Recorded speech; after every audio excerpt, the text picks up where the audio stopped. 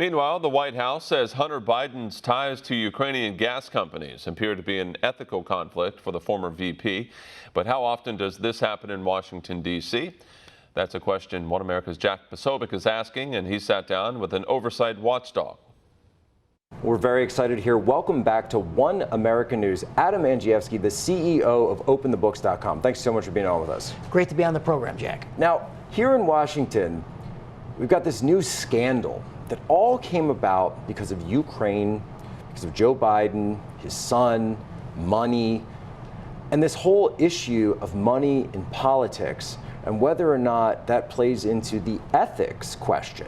What are the ethics of these members of Congress, members of our government, who essentially are getting rich off the backs of, in that case, it was foreign companies, but in many cases, there's other companies that are involved in this. In some cases, they're federal contractors, and you guys have just done a big report on this. I think the timing is actually quite good on it. We mashed up the federal government's checkbook with the Congressional campaign donor disclosures, and we did an oversight report on 8 members of Congress. We found that powerful congressmen are soliciting federal contractors who are based in their district.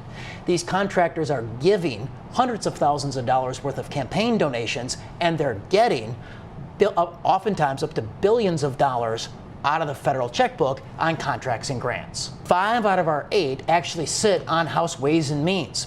Wow.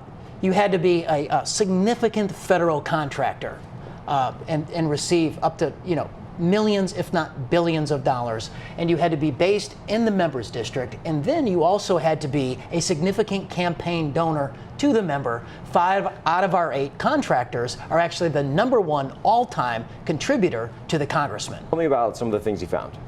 So we have a powerful congressman down in Nashville, Tennessee. His name is Jim Cooper. He sits on the committee of the budget. He carves up the budget. Based in his district is Vanderbilt University. They're a significant federal contractor, and over the course of the last 5 years, they've received at least $2 billion worth of federal grants. For 12 years, they also employed the congressman back home, and he made $5,000 a quarter. All told, in that 12-year period, Cooper made $250,000 from Vanderbilt, the federal contractor. Here's another example. A powerful Democratic congressman, John Larson. He's based in Connecticut.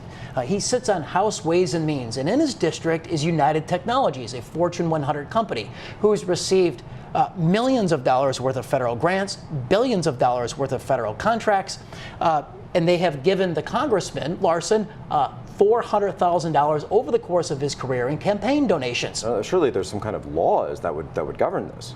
Well, Congress writes the rules. And so, here's how we characterize the findings in our report. At arm's length, all of the transactions are legal. But the pattern is certainly troubling. There are some states that actually do have laws against this. And Connecticut is one of those states. If you are a state contractor, you cannot give campaign cash to statewide public officials. So it's possible then that this could be pushed federally. But then, of course, you'd have to get the people passing the laws to basically say that they're not going to take any of the money that would directly benefit themselves. Exactly. So there may be a legislative fix, but that might be a heavy lift in this Congress. Here's what we are advocating at OpenTheBooks.com. Members of Congress should decide on their own not to accept campaign cash from federal contractors. That would eliminate the conflict of interest. So where can people go to find more information? Come to our website at OpenTheBooks.com. It's a free download of our report, The Congressional Favor Factory. Well, thank you so much for what you do. Thank you, Jack. Want to see more videos like this? Click on the link below and subscribe to One America News on YouTube. And call your cable provider and kindly demand that One America News is added to your lineup.